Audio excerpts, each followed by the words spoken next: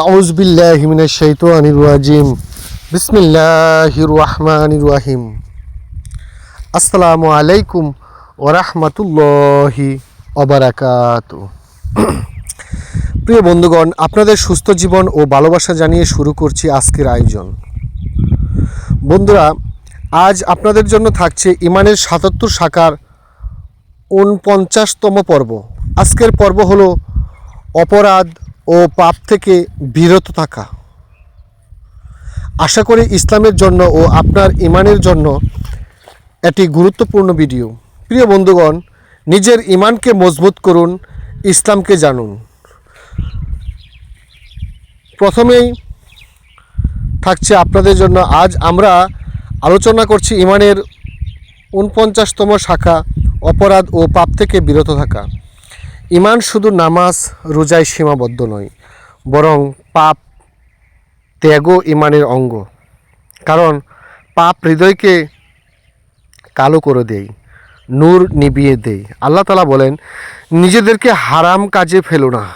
সূরা বাকারা ১৯৫ নম্বর আয়াত। পাপ মানুষকে ধীরে ধীরে আল্লাহ থেকে দূর করে।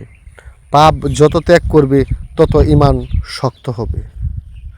এ শাখা একজন মুমিনের প্রশিক্ষণ, নিজেকে গুনাহ থেকে রক্ষায় প্রকৃত সাহস, নিজেকে পাপ মুক্ত রাখায় প্রকৃত কারামত। প্রিয় বন্ধুরা, মহান আল্লাহ পাক রাব্বুল আলামিন পবিত্র কুরআনুল কারিমে বলেন, নিশ্চয়ই আল্লাহ অশ্লীলতা ও অন্যায় কাজ নিষেধ করেছেন। সূরা নাহল ১৬ নম্বর সূরা ৯০ নম্বর আয়াত। অপরাধ মানে শুধু চুরি ডাকাতি নয়, বরং গীবত, মিথ্যা, সুদ, প্রতারণা, অশ্লীলতা সবই পাপ। গুনাহের ক্ষুদ্রতা নয়, কার সামনে করছি তা ভয় করা জরুরি। এক ক্ষুদ্র পাপ বারবার করলে বড় পাহাড় রূপ নেই। তাই মানুষ পাপ করতে করতে ধীরে ধীরে তার অন্তর কলুষিত হয়ে যায়। প্রিয় বন্ধুরা, চলুন শুনি হাদিসে কি বলা হয়েছে। নবী করিম সাল্লাল্লাহু আলাইহি সাল্লাম বলেছেন, যে তোমাদের মধ্যে খারাপ কাজ দেখবে তা হাত দিয়ে বদলাও, না পারলে জিহ্বা দিয়ে, তাও না পারলে অন্তর দিয়ে ঘৃণা করো। এটাই দুর্বলতম ঈমান। সহিহ মুসলিম। অপরাধ থেকে বিরত থাকা মানে শুধু নিজে বাঁচা নয়, সমাজকে অপরাধ থেকে বাঁচানোর চেষ্টা।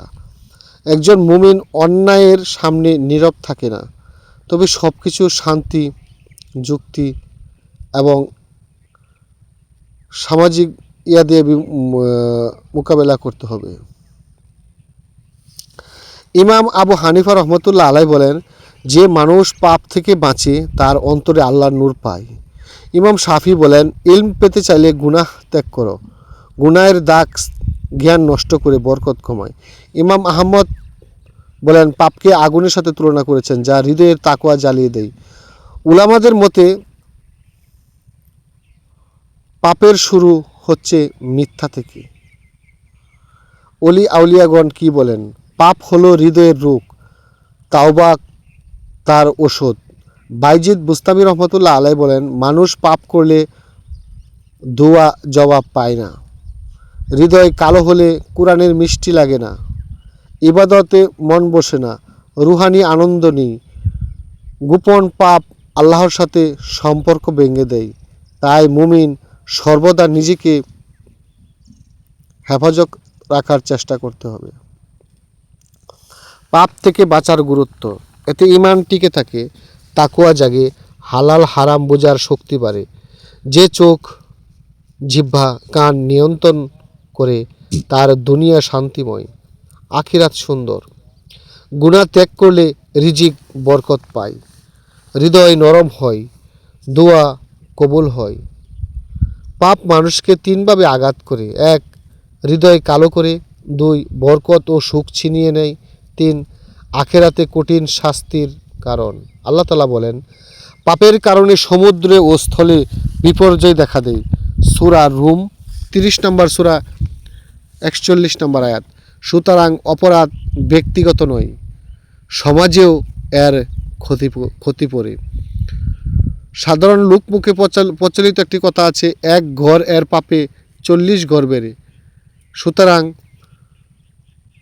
আমার পাপের জন্য পুরো সমাজই একসময় ধ্বংস হয়ে যেতে পারে। প্রিয় বন্ধুগণ, পাপ থেকে বিরত থাকা কিছু উপায়: আল্লাহ ভীতি বাড়ানো, কোরআন পড়া, নেক পরিবেশে থাকা, খারাপ বন্ধু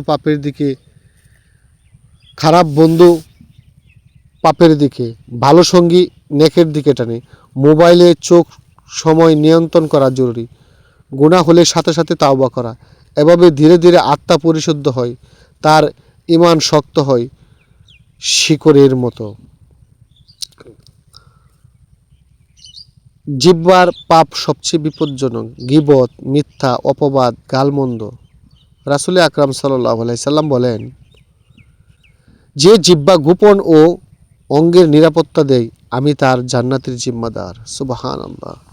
যে জিহ্বা ও গোপন অঙ্গের নিরাপত্তা দেয়, আমি তার জান্নাতের জিম্মাদার। বুখারী শরীফের হাদিস। জিহ্বা নিয়ন্ত্রণ হলো তাকওয়ার নির্দেশ। কথা বলবে ভালোর জন্য, নয়তো নীরব। মুমিনের ভাষা নরম, ভদ্র হওয়া চাই। চোখ ও মনে পাপ আসে দ্রুত। হারাম দৃশ্য, লোভ, হিংসা, কামনা। আল্লাহ বলেন, মুমিনরা দৃষ্টি সংযুক্ত করুক। সূরা নূর 24 নম্বর সূরা 30 নম্বর আয়াত।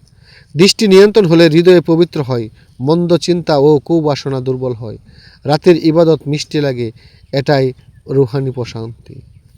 আর যে হৃদয় কালো অন্ধকার, তার রাতের ইবাদত, আল্লাহর প্রেমের ডাক কোনো কিছুই ভালো লাগে না। যে অপরাধ পরিত্যাগ করে, তার মৃত্যু সৌন্দর্যপূর্ণ হয়, কবর প্রশস্ত হয়, আখিরাতে সফল। তবে পাপ করলে নিরাশ নয়, তাওবা দরজা খোলা। আজ ফিরে আসলে আল্লাহ সব ক্ষমা করবেন। পাপ ত্যাগ মানে আল্লাহর দিকে দৌড়ানো। জীবন বদলায় এখানেই।